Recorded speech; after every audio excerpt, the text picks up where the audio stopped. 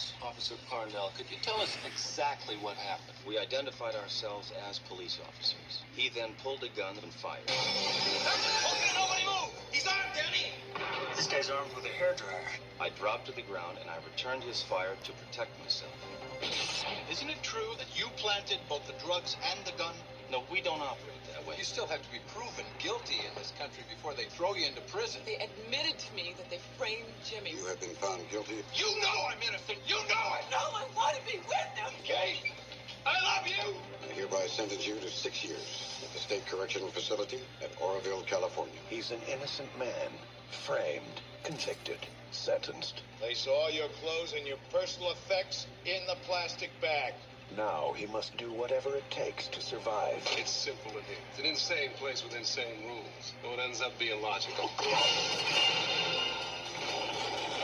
What's wrong with you? What's wrong with me? Don't hang around to see a man die. They took away his family, We just gotta hold on and be strong for each other.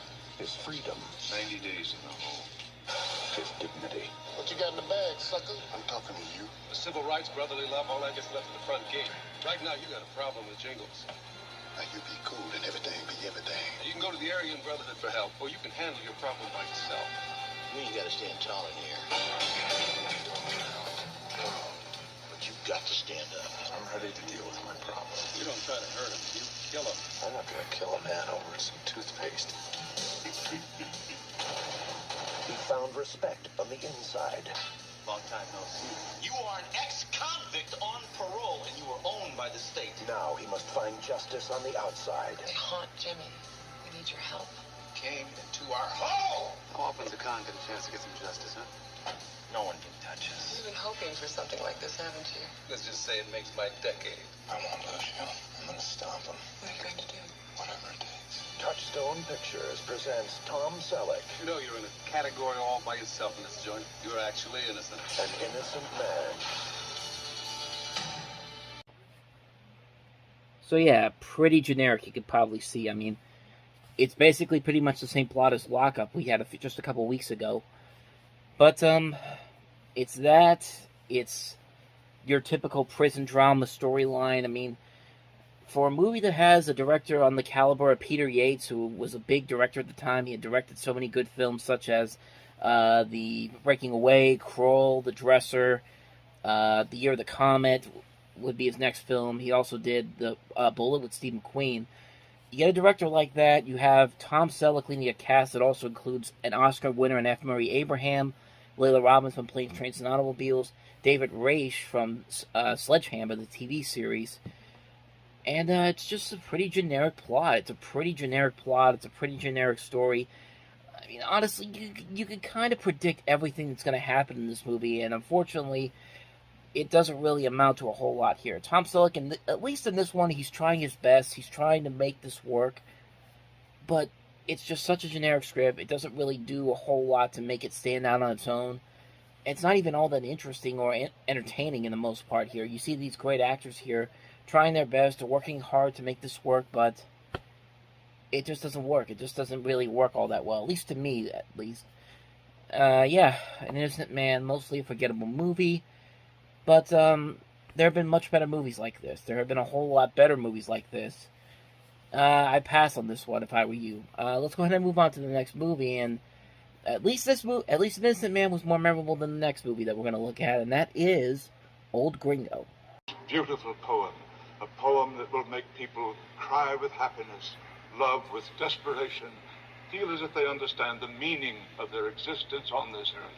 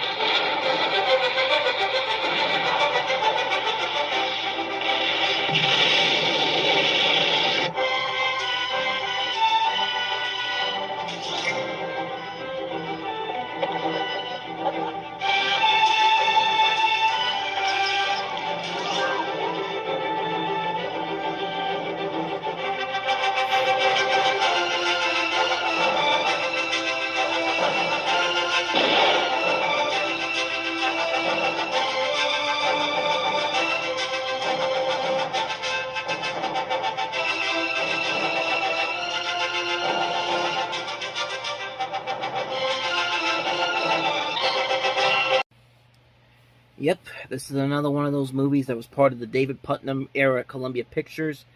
And error can also be said in this, because a lot of David Putnam's movies were not very good. But like I said before, he did have the 1 or 2 hits, but this was not one of those hits. I mean, for a movie that has a cast of this caliber, Jane Fonda, Gregory Peck, Jimmy Smits, I mean, it's a forgettable movie, man. It's trying to be this generation's Gone with the Wind, but it really is not. It's like this big romantic drama that they're trying to set up here in the it takes place during the background of the Mexican Revolution, and yeah, it was kind of boring. It was kind of a dull movie. I mean, it has, like I said, like with An Innocent Man, it has a very generic script. It doesn't really do anything to make it stand out over other movies of this caliber that have been done much better. Gone with the Wind, for example, and Out of Africa from this decade. It's hard to make a movie like this work in a modern era like right now, but in this, or at least in this time period of 1989. But yeah, it was mostly forgotten. The whole people, it came and went. I got nothing else to say on that one. So let's go ahead and move on to the next movie, and that is Thelonious Monk, Straight No Chaser. Thelonious Sphere Monk. Born with a name like that, he had to be different. And he was. In a short span of years, his revolutionary music carried him from the pit of the famous Apollo Theater to the cover of Time magazine. In the jazz capitals of the world, he became one of the most influential musicians of the 20th century. Yet few understood the man or his music. An innovator who never looked back to see if he was being followed, Monk recreated form with idiomatic harmonies, off-center rhythms, and a slice of our musical heritage called bop. He felt musicians should play something new, and when Monk did, jazz spoke with a sound seldom heard before. The dark side of genius showed up in Monk the man. On stage and off, his eccentric behavior was as far out as his music. Fortunately for us, the music won. Thelonious Monk is modern American jazz. I had to clip it off at the end there because the Warner Archive video template page came up, and unfortunately, even with YouTube Premium, you can't really get rid of that. Unfortunately, so I had to cut it off there. I had to cut it off mid-sentence, but you get kind of the idea of what this is. This is a documentary about Thelonious Monk, who was a famous jazz pianist and composer, and you may know him from his work, such as the aforementioned Straight No Chaser, but he also did Blue Monk, Ruby My Dear, In Walked Bud, Well You Needn't, and of course, one of his more memorable songs, Around Midnight. What's notable about this is that Clint Eastwood's production company was behind this movie, and Eastwood actually served as an executive producer on this, which came out around the same time he did the movie about Bird. I can't remember who it was about now. Give me 1 second here. Charlie Parker, that's what I'm thinking of. It had Forrest Whitaker in it. But, yeah, Thelonious Monk, Straight No Chaser, it's a documentary. It's your typical standard documentary. You've got the talking heads, the interviews with friends and family. You get to see performances of Monk and his band. And, it's an overall enjoyable movie. I'm not really the biggest jazz person. I know a couple of jazz personalities myself.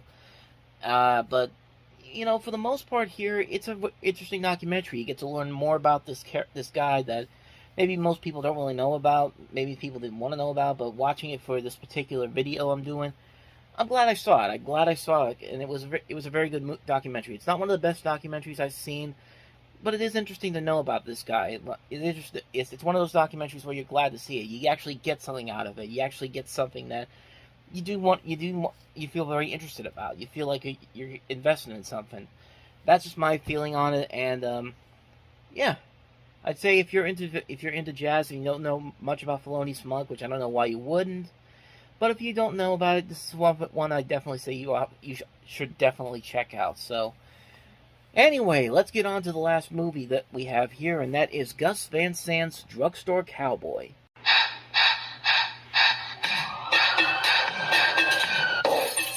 My name is Bob, and this is a picture of me. It was 1971, and me and my friends had just got an apartment in Portland, Oregon. You alone? What'd you think? I brought my rat-faced granny along to hold my hand? That's Rick, my old partner. Every once in a while, we get restless. Hit the local points of interest. What are What have you guys been doing? Reading Mickey Spillane or something? You know, it just seems like the other day I was saying it looks like Bobby Hughes has finally slowed down a little bit, and then bang, you knock off another pharmacy. Oh. That's Diane right there. I like Diane. She took a darn good picture, too. Better than in real life. Right under the clear blue sky, you say you're going to clean up your hand. Diane, I can't do it anymore. I'm going straight, man. We'll try it sometime. It's good for the soul. Thing is, no matter how good a rip-off artist you are, sooner or later, you pay the price.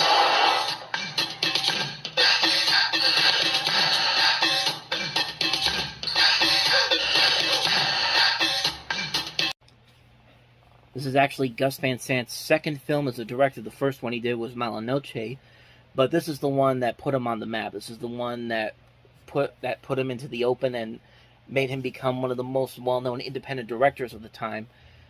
And you can kind of see why with this trailer here. I mean, the movie itself is fantastic. This is I would say very underrated movie. I don't think a lot of people really know much about this movie, but it's a really good movie. You've got a great cast here: Matt Dillon, Kelly Lynch, Heather Graham, James Remare, James LeGros. They're all in this movie. Yeah, even though this was based off of a book too, the book actually was released after the movie came out. It was one of those rare movies where the source novel was actually unpublished and later came out as a book in 1990 because the writer of that book, James Fogle, actually was released in prison. Was released from prison in 1990, and just like the characters in the book, he was a longtime drug user and a drug dealer. And they did a really good job with this movie. The performances are very good. These were the young actors at the peak, is starting to grow into their own. It's not afraid to be taken. It's not afraid to not go the safe route here. There are a lot of deep, darker elements here. A lot of violent, transistent elements here, and excuse me, but the movie actually does a pretty good job here. Even though these people are doing terrible things to each other and to the other people, they show that they're not bad people. They're just people that need a lot of help.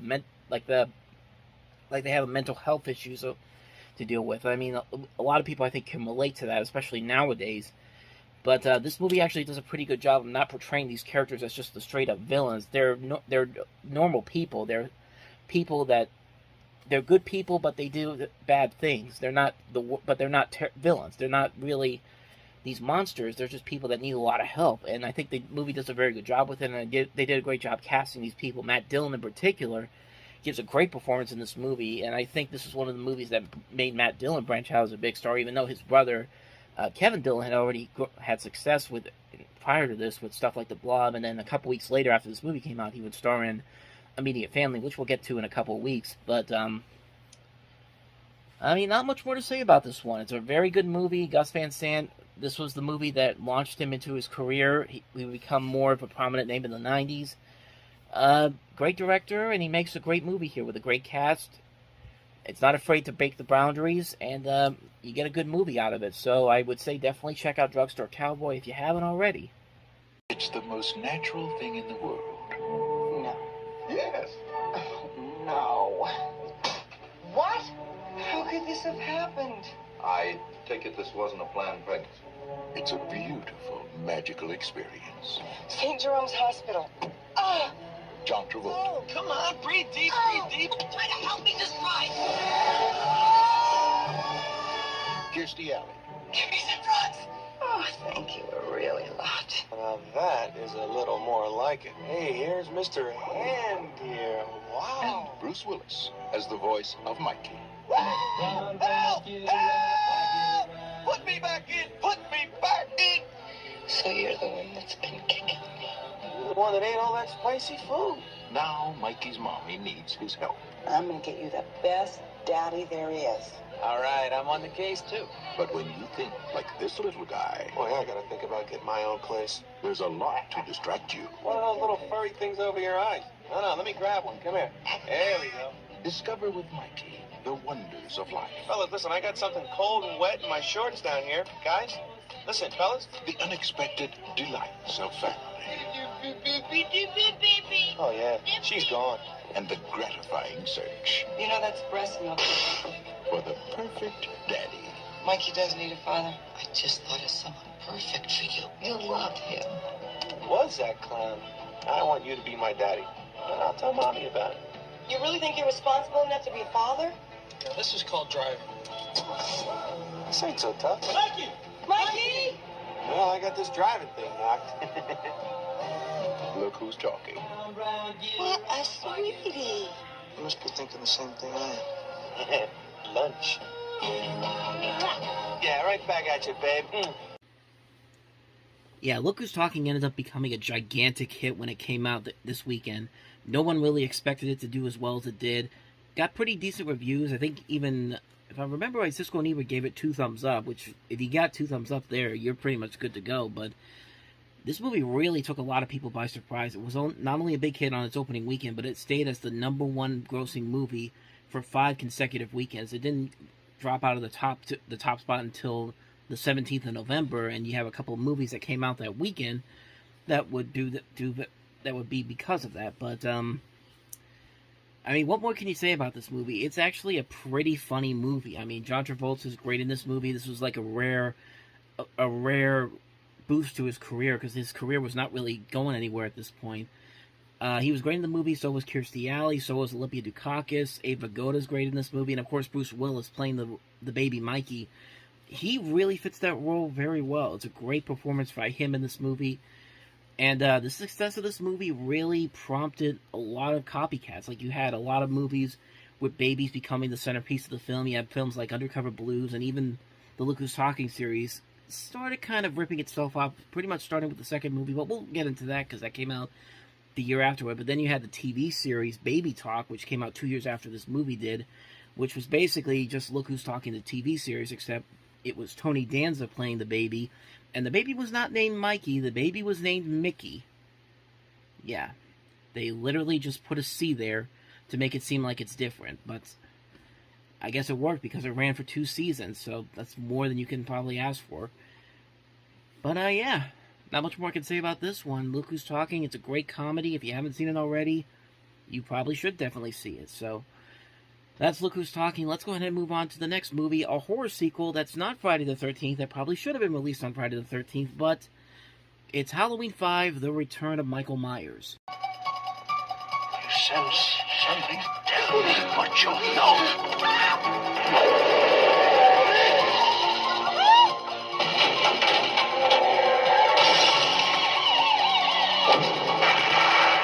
I prayed that he would burn in hell, but in my heart, I knew that hell would not have him. Halloween 5, The Revenge of Michael Myers. Or The Revenge of Michael Myers. As soon as I stopped recording, I started realizing Return was the last movie, and Return pretty much prompted this movie to be coming out as quickly as it did, because the 4th movie was a big success compared to what happened with Halloween 3 at the box office, even though Halloween 3 is probably the better film when you really look back on it. Halloween 4 is not a bad one either. Halloween 5 definitely feels like a rushed movie. I feel like they rushed this one out because it was coming out on Friday the 13th, and it just didn't live up to the expectations that I think this movie wanted to. Even if you had Donald Pleasance back as Lupus, and you had Daniel Harris back from the first movie, Dr. Sam Loomis, I should say, Donald Pleasance played. But yeah, it just didn't really have that same spark that the last movie did that made that one such a success. And Halloween would eventually take kind of this deep downfall after this, because the Curse of Michael Myers wouldn't come out until 95, and that one just was a mess altogether. But we'll get to that 6 years from now. But Halloween 5, not as good as Halloween 4. Definitely very underwhelming compared to the other movies, but it is what it is. So let's go ahead and move on to the next movie, and the next movie, Pfeiffer, man. Michelle Pfeiffer makes this movie work. I mean, you have Jeff Bridges and Beau Bridges. They're both fantastic in this, but I'm telling you, man, Michelle Pfeiffer just fantastic in this movie on so many levels. She's very sexy in this movie. She's given a great performance. She's a pretty damn good singer, which she would later redo again down the road with Murder on the Orient Express. You ever heard her song in the movie? That's actually pretty good too, so definitely listen to that one. But she really makes this movie. I mean, she nearly won every single acting award during the award season.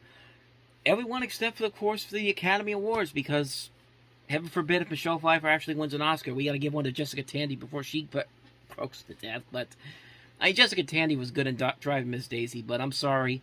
If you're asking me to compare performances, this was the best performance she ever is of that year. I mean, Michelle Pfeiffer is just great in this movie. And like I said, Jeff and Beau Bridges, they work really good together in this movie. They really are very good. You like the chemistry between all three of these people. The writing is very good. The music is well done. The camera work is very good. Dave Grusin, who did the score for St. Elsewhere, he also did the score for Working Girl. Fantastic. The cinematography is great. It's just a phenomenal movie that, again, not a lot of people, I don't think, really talk about this one, but they really should.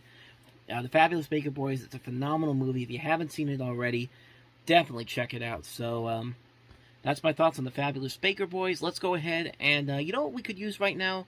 How about a new Woody Allen movie? You'd leave Miriam. We made plans. You did. I know I told you this before, but if you play your cards right, you can have my body. Wouldn't you rather leave it to science? You're everything, you're every song I ever sing. The woman won't listen to reason, then you go on to the next step. What, threats? Violence? What are we talking about here? She can be gotten rid of. I mean, I know a lot of people. Money will buy whatever's necessary. I'm not even going to comment on that. That's mind-boggling. And were there more than 24 hours a day, they'd be spent in sweet content, dreaming away. Hey, listen, marry me. I'm serious. That's the only thing that will satisfy me. Marry me. I'm crazy about you. You're single. You know, my marriage is not going to last. I gotta talk to you. Skies are green, skies are blue, morning, noon, and night too. All I do the whole day through is dream of you. It's a human life. You don't think God sees?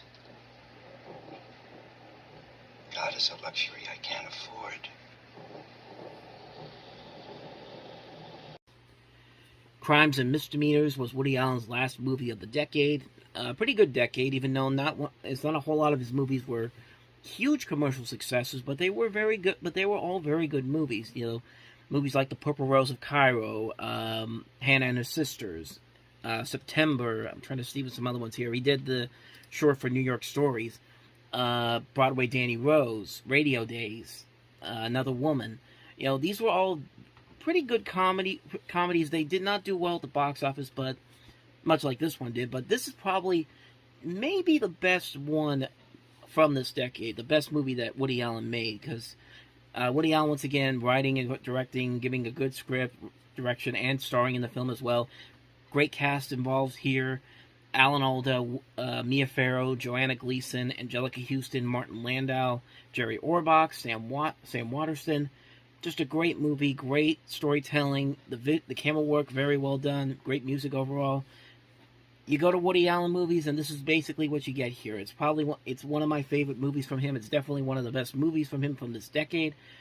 And, yeah, pretty good movie. Pretty good movie. Crimes and Misdemeanors. So, let's go on and wrap it up with the last movie, and that is Burt Reynolds and Casey Siemaszko in Breaking In. Ernie is an artist, an expert, a master at what he does. I'm a currency relocator. Mike is just breaking in. I think they'd notice that one. You and I are in the same business, kid. Monkey business. Ever need an assistant? Right. It's not a job for everyone. What? These pants legs are a little long. Well, let's go home. But he's learning the ropes from the best in the business. Put your hands in your pocket. They like hands. The Samuel Goldwyn Company and Act 3 Productions present Breaking In, a comedy directed by Bill Forsythe and written by John Sayles that teaches you everything you need to know about psychology. Start thinking about who you're stealing from. Might as well pack it in and become a social worker. Chemistry. So today, Mr. Wizard teaches you how to make liquid explosive. Sex education. Do you have a cheerleader? No, but did you want me to be one? No, I was Because just you thinking should have that. said something. Because I could do that right now if you want. I could get some things. Driver's ed. Whose is that? Well, it's mine. It ain't no white man's car. Shit, it ain't no black man's car either. Ethics. Where'd you get that apple? Up there. Next time you want an apple, you buy it. And economics. You paid him, didn't you? Yeah. I thought you liked me. She did like you. She said she liked you. Well, then maybe she didn't want to pay. I mean, I never paid before. Yes, you did. In one form or another, you did. Trust me. Whoever said there's no honor among thieves? Holy moly! Trust me with the money? Hey, you trust me with the money? Yeah. Never met guys like Mike. Mike LaFave. And Ernie. Ernie what? Ernie's enough. Burt Reynolds, Casey Chamasco, breaking in. Hey, Ernie, we doing the right thing? No. Doing the wrong thing, kid. We're thieves, remember? Directed by Bill Forsyth. This may be one of Burt Reynolds' most underrated movies. It wasn't a gigantic hit at the box office. It kind of petered out, came and went. But when you look back on it, the movie actually, I think, is a lot better than I think a lot of people gave it credit for. I think it's a movie that is much funnier, it's much more clever, it's much more smarter than I think a lot of people gave it credit for. Burt Reynolds, like I said before, he was kind of on this lull streak, this streak where he wasn't making the best movies, his career was kind of taking a downfall.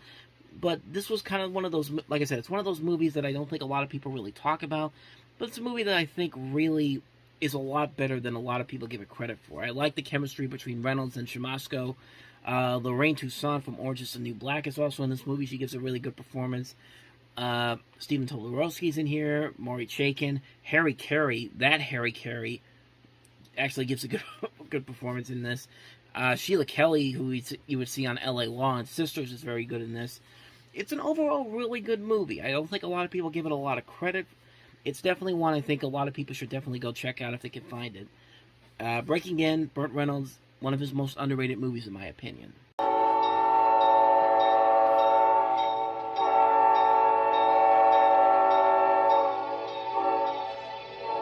Love you. You believe in hereafter, and you know what I'm here after.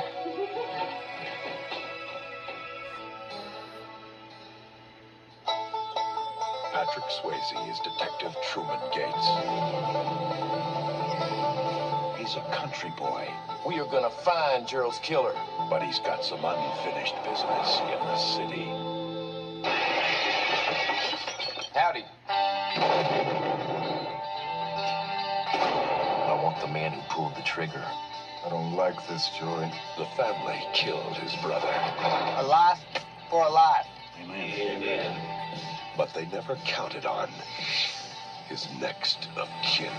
If you mess with my brother, you mess with me. Settle this. Now. Anywhere we want! When these boys head for the city, someone better head for the hills. We ain't seen bad yet, but it's coming. Next of kin. You know, this movie's got a pretty decent cast to it. Besides Swayze, you've got Adam Baldwin, you've got Helen Hunt, you've got Bill Paxton, Ben Stiller, Liam Neeson is in this movie. Pretty decent cast, and you know what?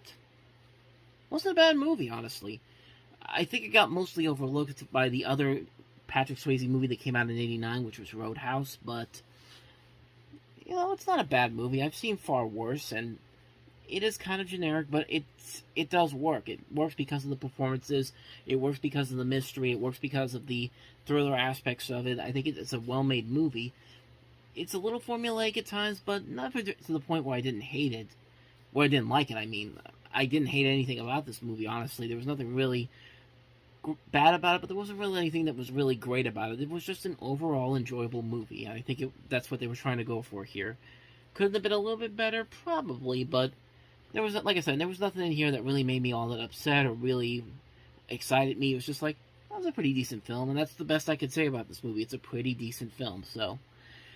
Anyway, that's my thoughts on Next of Kin. Let's go ahead and move on to the next movie, which is Gross Anatomy. To medical school. This is gross human anatomy, people. Systematic dissection of the human cadaver. It is a cutting of big parts into little parts. The one thing you've dreaded from the moment you made the decision to come here. The next 8 months, you will be required to memorize 6,000 anatomical structures, attend 200 lectures, and pass or fail 40 examinations. Ready? Begin.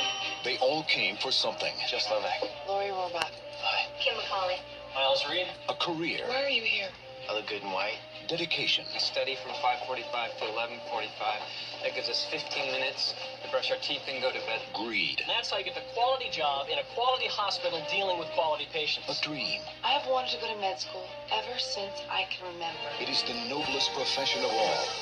I think this guy's about to see the face of God. An impossible challenge. Passing isn't good enough, Joe. It'll get harder. This is not a game for me. Through a world of joy. Yes, to 80 bucks! And pain. What the hell's wrong with you people? I'm asking a question that any student in the 8th month of anatomy class should be able to answer. Some will answer the call. Hold the guy's ankles and help me out here. Some will turn away in desperation. Mr. Schreiner? Quickly, what's he on? Amphetamines. He's gonna be expelled. Some will turn to each other. And one will turn to a very special teacher. Locate and identify the descending thoracic aorta. We didn't cover those in class. Who will challenge him. Do you think you'll be able to give me those examples tomorrow? I bet my life on it. Tomorrow, every member of this group will be graded according to Mr. Slovak's response. Test him. How many pairs of intercostals? 9. You guessing? Am I right? Yes. Then I'm not guessing. And show him a strength he never knew he had. What do you want from me? What? I want you to be more than you've ever wanted to be yourself. Touchstone Pictures presents Matthew Modine. Dedicated or for? Dedicated. Christine Lottie. Open the doors. It's time to let our doctors-to-be see what they've gotten themselves into. Daphne Zuniga. Gross Anatomy. To become a doctor is not easy. It is also the most honorable thing that anyone can do. And here's an example of a movie with a formulaic premise that pretty much is what you'd expect it to be. I mean, that trailer just pretty much tells you everything you need to know about this movie. It's going to be one of those coming-of-age stories where you can predict what's going to happen to these people. They're going to have to go through these difficult challenges and all this kind of stuff. And in the end, it's all going to work out in the end, even though that there are points where it doesn't look like it's going to work out, but it eventually does in the end. I mean, it's pretty much what you think it's going to be. I mean, despite the fact that this has a pretty decent cast to it, Matthew Modine, Daphne Zuniga, Christine Lottie, it's pretty much what you expect it to be. It's kind of like trying to be another Dead Poet Society, but even Dead Poet Society was able to work because of Robin Williams' performance in that movie and the fact that he was able to put a new spin on that performance. But yeah, this one's just, like I said, it's pretty much what you'd expect it to be for a movie of this caliber. It's going to be one of those movies where you have all these new people that don't really know what they're doing, but they slowly but surely throughout the course of the film, they get it together. Then something happens in the third act. You gotta have the third act breakup, or the big misunderstanding, and then it all comes together well in the end. That's pretty much the best way to describe this movie. Very forgettable, and that's pretty much all I've got for it. Gross Anatomy. Let's go ahead and move on to the next movie, which is Paul Newman in Fat Man and Little Boy. I think you're the man for the job. And I got a weakness for good men. So, where would you start? Focus. You have all these great minds, but they're all dancing to a different tune. You bring them together in one place, everyone competing to solve one problem, and you have one ringmaster. We're both trying to seduce the same man. Some men are on the planet for a purpose, Mrs. Oppenheimer. A good wife recognizes that and is happy to smooth the way. I've been asked to do something extraordinary. I can't pass it up. You are here in the practical pursuit of one thing. A military weapon. Nuclear one. An atomic bomb. There is one word that I don't want to hear. And that's the word impossible. No human beings ever gotten this dose of radiation before.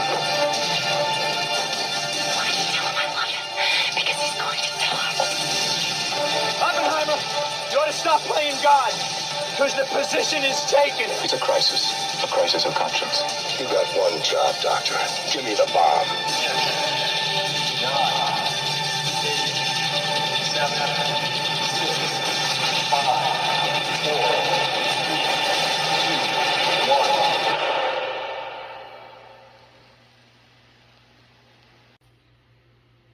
Another movie with a pretty decent cast to it. You got Paul Newman, but you also have Dwight Schultz. You've got Bonnie Bedelia. You've got John Cusack, Laura Dern, John C. McGinley.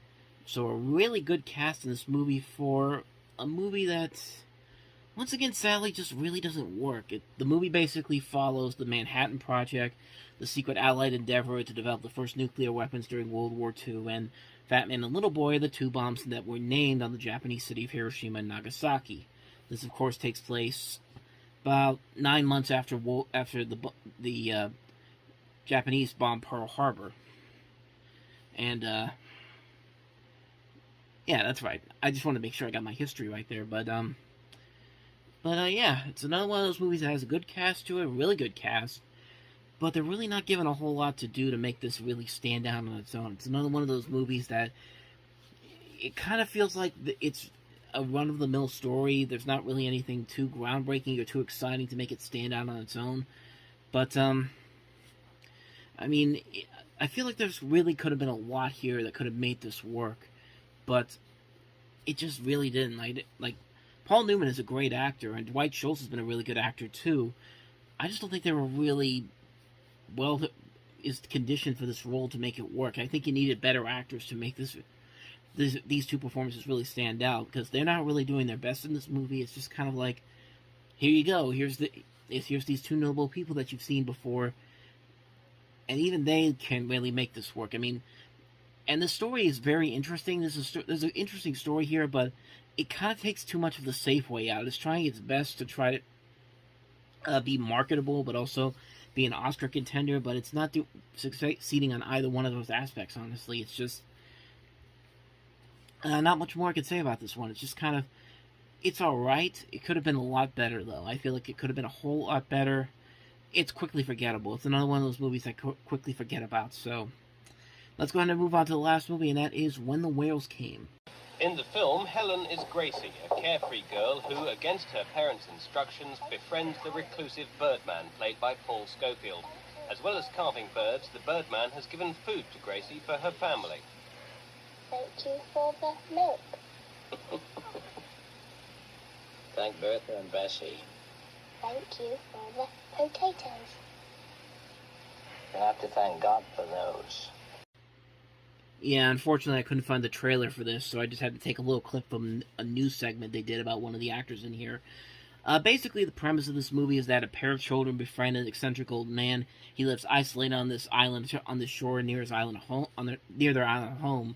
And it turns out the old man knows a terrible secret about the island and the narwhals who sometimes come. And this takes place during World War I, which makes things much trickier for the people in the village. That's pretty much everything that you need to know about this movie. It's like, it's based off of a it's based off of a book by, look at the name here, Michael Morpurgo, who also wrote the script for this movie. And I've seen a little bit of this movie, and it's not a bad movie. It's not from the little bit I've seen, it's not really that terrible, but it's nothing really that kind of makes it stand out. You've got people like Helen Mirren and Paul Scofield involved in this movie, who are very good in the parts that they're in. I haven't seen the whole movie to really get a good grasp on it, but from what I've seen, it doesn't look too bad. So maybe I'll check it out again down the line, but it's nothing really something I need to see immediately. So just my quick thoughts there on When the Whales Came.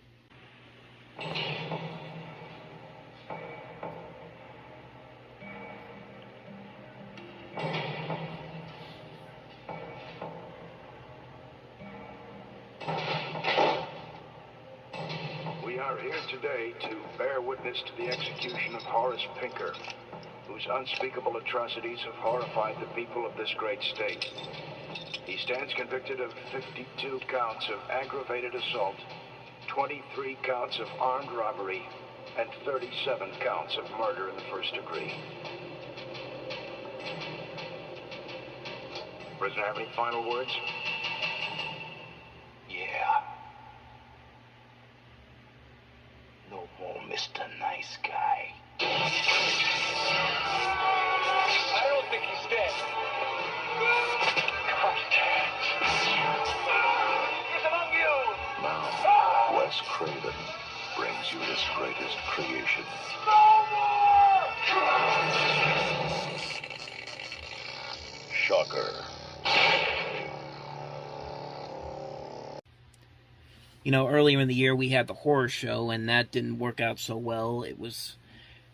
It's pretty much this movie, except I think this movie does its job a lot better. A lot better in the fact that I actually like this movie compared to the horror show. It's not a perfect movie per se. It's definitely a very flawed movie, but this movie at least knew what it was doing, and at least there was some fun being had with this performance by Mitch Pileggi as the killer Horace Pinker. And it's just that, like, he's having the time of his life with this movie, with this performance that he's working with here. I think he did a better job in this than the guy in the horror show did. I can't remember who the guy is right now, but it's a better performance in this movie by Mitch Pileggi than that guy in the other movie. Peter Berg, I think he's just alright in this movie. This is back when he was still an actor. He didn't become the big director that he became later on down the road, but he was alright. I'll give him credit for he did what he had to do. He did what his job deserved. He did what his job needed to be, is what I'm trying to say here. But, yeah, this was a ton of fun. This was actually a lot more fun than I had expected it to be. It's not one of Wes Craven's best movies, but it is a movie that I think deserves a lot more credit than I think a lot of people give it credit for. There are some very unique situations, visuals, some fun aspects, some fun over-the-top performances in this movie that just make it stand out more. It's just a fun movie. It's just a fun movie, man. If I could find this a copy of this on physical media, I'd definitely pick it up and watch it again. It was a ton of fun watching this one. So that's my thoughts on Wes Craven's Shocker. So let's go ahead and move on to the next movie, and that is The Bear.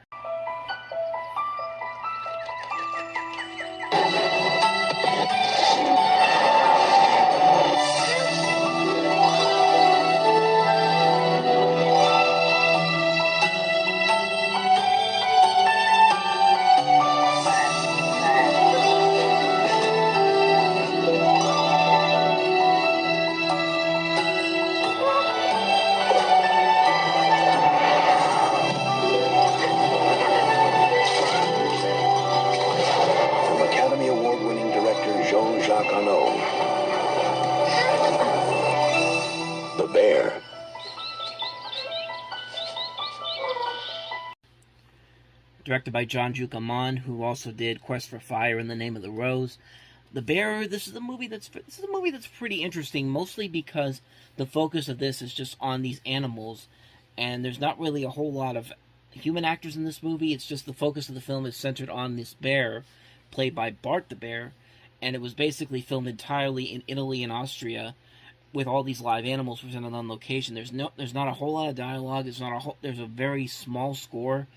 And honestly, I think it works for this movie very much. I like these movies where they don't have to rely on a whole lot of dialogue, and a whole lot of music to really get into the situation here. It almost kind of reminds me of kind of a live-action Bambi in a way, except man actually appears in this and actually has small lines in this movie. Like I said, there's not a whole lot of dialogue in this movie, but what they have here is actually pretty good. I don't think a lot of people really talk about this movie a lot, but it's a movie that I think deserves a lot more credit than I think it definitely has gotten. It's definitely one of those movies that's very unique. It's very interesting. It's very simplistic. You know, it's just, that's the best way to describe this movie. It's very simplistic, and I think it works very well for what they're trying to go for here. If you haven't seen this movie, The Bear, I highly recommend checking it out. I think it's a well-made film that definitely deserves a lot more attention. So that's The Bear. Let's go and move on to the next movie, and that is Immediate Family. Linda and Michael wanted a family. I spent 2 weeks out of the month wiped out on fertility drugs. 2 weeks so depressed it didn't work. Lucy and Sam were having one. You don't think I'd let you give my baby to just anyone, do you? They started out strangers. They became immediate family. Who are you? The parents. Miss Moore's parents? The baby's parents. Glenn Close, James Woods, Mary Stuart Masterson, Kevin Dillon, immediate family. Rated PG-13. This movie is directed by Jonathan Kaplan, whose last movie was The Accused, which won Jodie Foster the Academy Award for Best Actress the year before. He also did Project X, Heart Like a Wheel, Over the Edge, White Line Fever, just all these different movies.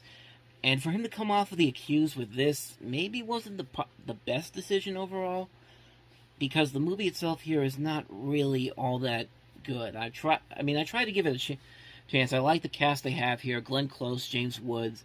You have Mary Stuart Masterson and Kevin Dillon playing the couple that has this baby that Close and Woods are trying to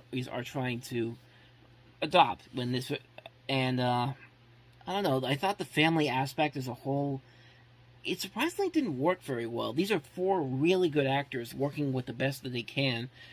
I just don't think there was anything there that really made this step up. Really made this step up more than what it could have been. I mean, it's a decent film, but you could tell that they were trying to do something that maybe they could have done something more here to make it stand out on its own. But for what it is, it's just an okay movie. Had the chance to be more than an okay movie, but it is what it is. And I think because of that, it's a very mixed bag of a movie. It's not one that I'd rather watch again, but I'm glad I saw it. I'm glad I saw it for these performances alone, but it's not one I'm going to put on anytime soon. So let's go ahead and move on to the last movie, and that is Mark Harmon in the comedy Worth Winning. Aaron Cooper, beautiful and exciting. Veronica Briscoe, talented and sophisticated. Eleanor Larimore, married and bored. What do these 3 women have in common? Meet Taylor Worth. No woman is ever going to reject Taylor. Not that I could find her.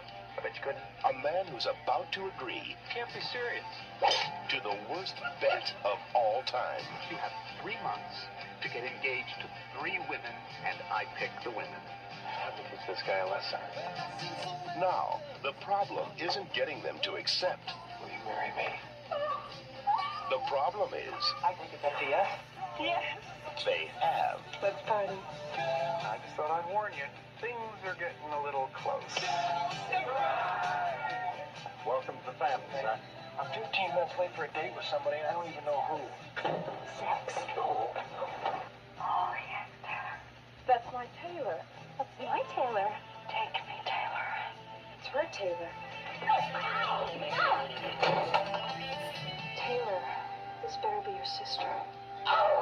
Mark Harmon. This bet's going to kill me. Worth winning. Where you going, Taylor? Good things come in 3s. Wives aren't one of them. Hi, Taylor. Well, here's a movie where the concept was just dead on arrival. I mean, you got a good cast in here. Like I said, Mark Harmon's in this movie, but you also have Madeline Stowe. You have Leslie Ann Warren, Maria Holvo. You also got Mark Bloom, Andrea Martin, Alan Blumfeld, Brad Hall, Joan Severance, David Brenner, Devin Ratray from Home Alone is in this movie. I mean, you got a good cast in here. It's just the concept and the plot here doesn't really make a whole lot of sense. And the basic plot is that Mark Harmon plays a guy who's basically said, take a bet to get 3 randomly chosen women to fall in love with you and ask them to marry you.